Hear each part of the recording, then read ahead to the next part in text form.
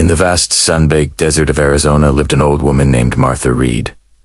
She and her late husband had once run a small ranch, with fields of wheat, a herd of goats, and a flourishing orchard. But after her husband passed, Martha's strength faded. Her steps became slow, her body ached, and her world grew smaller. Her son and daughter-in-law lived with her, but they were no longer the people she once knew. Her son, worn down by life, had a temper as sharp as a cactus spine. He blamed her for every hardship. His wife slept late, complained endlessly, and wouldn't lift a finger to help. Yet, Martha still tried. She swept the dusty floors, fed the few remaining chickens, and tended her small garden, exhaustion her constant shadow. One evening, she overheard whispers from the kitchen. "We can't keep feeding her," her son hissed. "This place is ours. We need it for ourselves," his wife replied. Martha didn't catch every word, but a cold dread settled in her heart. The next morning, shouting shattered the dawn. Her bedding, clothes, and worn-out shoes were callously thrown into the yard. "This house is ours now," her son declared, his voice devoid of warmth. Martha's lips trembled. "This is the home I built with your father," she whispered. But the words were lost as the door slammed shut, sealing her fate. Alone, with nowhere to go, she sat under the fading sun, her tears falling silently, turning the dust to mud. But there was something her son and his wife never knew. Years ago, Martha and her husband had saved a small fortune, a secret stash of money hidden in a metal box, buried beneath an old mesquite tree by a dried-up riverbed. That night, under the cold light of the moon, her trembling hands dug into the earth. She found the box. Inside was her salvation.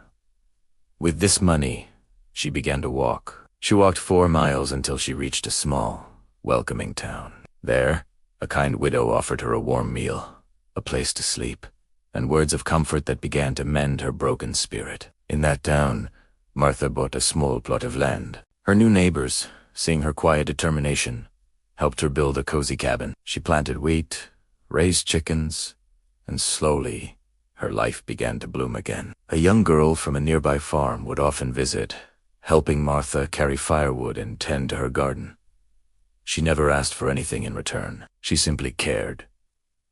Meanwhile, back at the old ranch, her son and daughter-in-law sank deeper into poverty. The roof leaked, their animals sickened and died, and their bitterness grew like a weed. One day, while searching for work, the son stumbled upon a thriving little farm. He froze when he saw who owned it. "Martha, it's you."